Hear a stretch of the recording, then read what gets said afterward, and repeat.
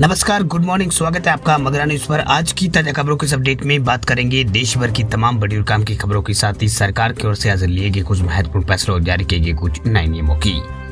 तो बुलेटिन की शुरुआत करते हैं पहली बड़ी खबर से। तब इंटरनेशनल मोबाइल नंबर से भी कर सकेंगे यूपीआई पेमेंट। एनआरआई लोगों के लिए जल्द शुरू होगी ये खास सुविधा। मौजूदा वक्त में भारत में यूपीआई और ऑनलाइन ट्रांजैक्शन का ट्रेंड काफी तेजी से बढ़ा है। ज्यादातर लोग रुपयों पैसों का लेन देन, शॉपिंग, बिल पेमेंट, इस तरह से दूसरे कामों के लिए यूपीआई डिजिटल ट्रांजैक्शन यहाँ पर करते हैं। हालांकि भारत से बाहर रहने वाले एनआरआई लोग बाहर या फिर दूसरे देशों में मोबाइल नंबर से यूपीआई का इस्तेमाल नहीं कर पाते थे, लेकिन अब जल्दी इस समस्या का समाधान होने वाला है। दरअसल national payment corporation of India जो है एनपीसीआई, उसने यहाँ पर यूनिफाइड पेमेंट इंटरफेस यानी यूपीआई इकोसिस्टम को कुछ देशों के उपयोगकर्ताओं को नॉन रजिस्ट्री अकाउंट टाइप जैसे कि नॉन यहाँ पर रेजिडेंट एक्सटर्नल यानी एनआरई और नॉन रेजिडेंट ऑर्डर यानी एनआरओ के जैसे अंतर्राष्ट्रीय खातों के लिए यूपीआई सुविधा को इस्तेमाल करने के लिए इंटरनेशनल मोबाइल नंबर का इस्तेमाल करने की मंजूरी देने के लिए कहा है। वही सुविधा के बाद जल्दी एनआरई यानी देश से बाहर रहने वाले भारतीय इंटरनेशनल नंबर द्वारा ही यूपीआई जो पेमेंट है वो कर सकेंगे। बात करते हैं अगली खबर की। तो महाराष्ट्र सरकार का आदेश रद्द। जॉनसन एंड जॉनसन को हाई कोर्ट से बेबी पाउडर बेचने की मिली है इजाजत। बॉम्बे हाई कोर्ट से जॉनसन एंड जॉनसन कंपनी को बड़ी राहत मिली। दरअसल बॉम्बे हाई कोर्ट ने Maharashtra food and drugs and investors के उस आदेश को रद्द कर दिया है जिसमें सरकार ने अपने यहाँ Johnson and Johnson baby powder बनाने के लाइसेंस को रद्द कर दिया था और बिक्री पर रोक लगा दी गई थी। ये पाउडर महाराष्ट्र के मुंडेर स्थित फैक्ट्री में बनता है। वही जस्टिस गौतम पाटिल और जस्टिस एसजी डिंगे की खंडपीठ ने कहा है कि एफडीआई की कार्रवाई अनुचित और न्याय संगत नहीं है। अदालत ने कहा है कि प्रशासक यहाँ पर चिंटी को मारने के लिए यहाँ पर हथौड़े का इस्तेमाल नहीं कर सकता, यानी चिंटी को मारने के लिए हथौड़े का इस्तेमाल नहीं कर सकता है। वही बॉम्बे हाईकोर्ट ने महाराष्ट्र सरकार की कार्रवाई को सख्त और अनुचित करार देते हुए कहा कि पारित तीनों आदेशों को रद्द कर दिया है जिसमें बेबी पाउडर उत्पादों की प्रोडक्शन, बिक्री और वितरण के लिए कंपनी का लाइसेंस रद्द कर दिया गया था। लेकिन अब अदालत ने कंपनी को अपना बेबी पाउडर बनाने, बेचने और वितरित करने की अनुमति दे दी है। बता दें आपको कि महाराष्ट्र सरकार ने अपने आदेश में 15 सितंबर को इस प्रोडक्ट पर लाइसेंस जो है वो रद्द कर दिया था। 20 सितंबर को एक दूसरे आदेश में बेबी पाउडर की प्रोडक्शन पर बिक्री पर भी तत्काल प्रभाव से रोक लगा दी गई थी। चलिए बात करते हैं अगली खबर की। तो ज्वेलरी और प्लास्टिक का सामान अब खरीदना होगा महंगा। केंद्रीय बजट में 35 आइटम पर कस्टम ड्यूटी बढ़ा सकती है सरकार। वित्त मंत्री निर्मला सीतारमण 1 फरवरी को फाइनेंशियल ईयर 2023-24 का आम बजट पेश करेगी। इस बजट में कई तरह के आइटम्स पर इनकी ड्यूटी बढ़ाने की अनाउंसमेंट की जा सकती है।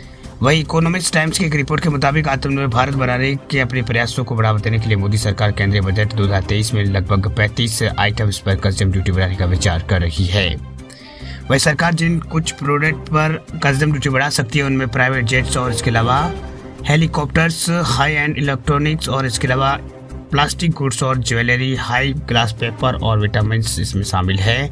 वही सरकार के इस कदम का उद्देश्य इम्पोर्टर्स पर अंकुश लगाना है और इसमें कुछ प्रोडक्ट को लोकल मैन्युफैक्चरिंग को प्रोत्साहित करना है। वही कॉमर्स एंड इंडस्ट्री मिनिस्ट्री ने भी पहले कई मंत्रालयों से नॉन एसेंशियल इंपोर्ट्स की लिस्ट प्रदान करने के लिए कहा था जिसके इंपोर्ट को टैरिफ हाइक के माध्यम से यहाँ पर कम किया जाना चाहिए। बात करते हैं अगली खबर की। तो बैंक ऑफ बड़ौदा के ग्राहकों के लिए बड़ी खबर देखिए। आज से इस सर्विस के लिए देना होगा ज्यादा पैसा। बैंक ऑफ बड़ौदा ने ग्राहकों को यहाँ पर बड़ा झटका दिया। दरअसल बैंक ऑफ बड़ौदा ने सीमांत लागत आधारित ऋण जो है MCLR उसमें 0.35% का इजाफा किया। इससे पेचमार्क लोन दर से जुड़ा कर्ज जो है महंगा हो जाएगा। वही BOB ने शेयर बाजार को जानकारी देकर बताया है कि नई दर जो है आज यानी 12 से यहाँ पर लागू हो जाएगी, 12 जनवरी से प्रभावी होगी। वही एक दिन के MCLR पर यहाँ पर अब जो एक दिन के MCLR उसको बढ़ाकर 7.5 से बढ़ाकर 7.85% कर दिया गया है। वही 1 से 3 माह और 6 माह और 1 साल के MCLR को यहाँ पर 0.20% बढ़ाकर क्रमांक 8.15% और 8.25% और 8.35% और 8.50% किया गया है। वे भारतीय रिजर्व बैंक यानी RBI ने पिछले कई यहाँ पर साल जो है मई महीने में यहाँ पर प्रमुख नीतिगत रेपो रेट में यहाँ पर 2.25% का इजाफा किया था। वही साल यहाँ पर दिसंबर 2022 को रेपो रेट में आखिरी बार जो है 0.35% की बढ़ोतरी हुई थी। बात करते हैं अगली खबर की। तो सरकारी कर्मचारियों के लिए खुशखबरी देखिए। सरकार ने बढ़ाया है महंगाई भत्ता और बोनस।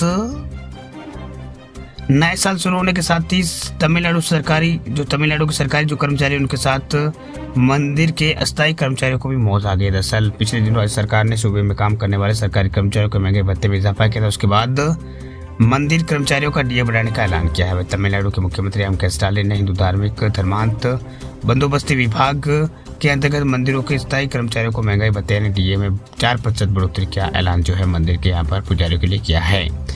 वह सरकार की तरफ से जारी विज्ञप्ति के अनुसार मंदिर कर्मचारियों का भत्ता 34 से बढ़ाकर 38% कर दिया गया है। बढ़ा हुआ भत्ता जो 1 तारीख से प्रभावी है।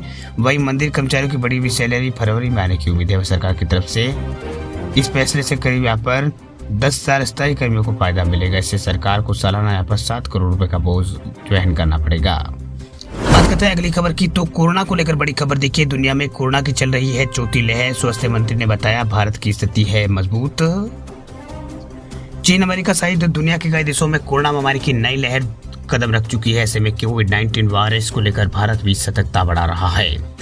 वह विदेश से आने वाले यात्रियों की एयरपोर्ट पर जांच की जा रही है। इस बीच केंद्रीय स्वास्थ्य मंत्री मनसुख मंडाविया ने लोगों को कोरोना के प्रति सचेत रहने की बात यहाँ पर कही है। दर्शक मनसुख मंडाविया ने यहाँ पर कहा है कि दुनिया में कोरोना की चौथी लहर चल रही है। पीएम मोदी ने लोगों को सतर्कता बरतने के लिए कहा है और हम एयरपोर्ट पर जो टेस्टिंग है वो यहाँ पर एयरपोर्ट पर कर रहे हैं। अब तक 87,000 फ्लाइट्स टेस्ट की गई है, जिनमें सवार 15 लाख यात्रियों की जांच की गई है। 200 से अधिक पैसेंजर पॉजिटिव पाए गए हैं। वही स्वास्थ्य मंत्री ने साथ ही बताया कि जो लोग कोविड पॉजिटिव पाए गए उन्हें अस्पताल भेजकर उनका सैंपल जीनोम सीक्वेंसिंग के लिए भेजा गया है। इनमें कई यात्रियों में BF7 का जो वेरिएंट है वो मिला। इसके साथ उन्होंने ये भी कहा है कि हमारी वैक्सीन BF7 वेरिएंट पर कारगर है। वही भविष्य में कोई भी अगर नया वेरिएंट अगर रूप ले तो इसके लिए यहाँ पर पॉजिटिव केस की जीनोम सीक्वेंसिंग जो है वो यहाँ पर करवाई जा रही है। ये यहाँ पर स्वास्थ्य मंत्रालय की ओर से स्वास्थ्य मंत्री की ओर से कहा गया है। भारत में पिछले 24 घंटों में कोरोना के जो नए मामले हैं वो 171 आए हैं। अभी उपचाराधीन मरीजों की संख्या बढ़कर भारत में 2342 हो गई है। वह स्वास्थ्य मंत्रालय के कल जारी हुए आंकड़ों के अनुसार अभी भारत में टोटल संक्रमितों की संख्या 4,46,80,386 हो चुकी है, जबकि मृतकों की संख्या भारत में अब तक 2020 से अब तक शुरू हुए कोरोना से अब तक यहाँ पर भारत में 5,30,000 से ज्यादा लोगों की मौत हो चुकी है।